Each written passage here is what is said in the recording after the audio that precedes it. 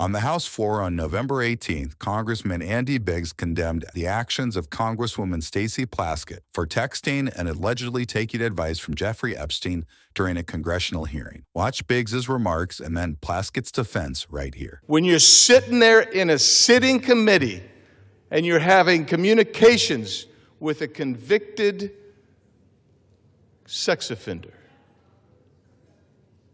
and you're taking their advice on how to ask questions, maybe you got a problem. Maybe your problem is that you've brought disrepute on the House. And this isn't from the articles. This is from the 10,000 pages or so released last week from the Oversight Committee that they received from the Epstein estate. This isn't fishing around. This is coming from real evidence. So I sit here and I listen. Oh, you know, she's the finest member that ever walked the planet, man. That's what you heard. But the bottom line is this.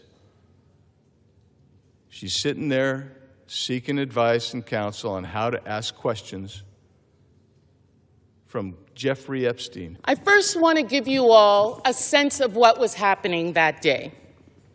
Everyone knows at that hearing in February, the entire country was watching as Michael Cohen decided he was going to finally give up information about what was happening in the Trump world, the Trump enterprise.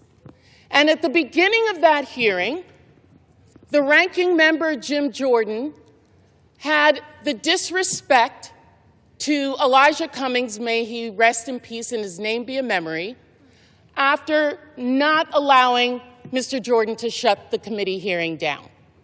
And I turned to Mr. Jordan and told him to have respect for the chair and to basically shut up. And that moment went viral. And I began to get innumerable texts from friends, from foes, from constituents about what was happening in that hearing. And I got a text from Jeffrey Epstein, who at the time was my constituent, who was not public knowledge at that time that he was under federal investigation, and who was sharing information with me. Now, I heard recently from someone that I was seeking advice from him. Let me tell you something. I don't need to get advice on how to question anybody. For more congressional news, stay tuned to Congress Clips.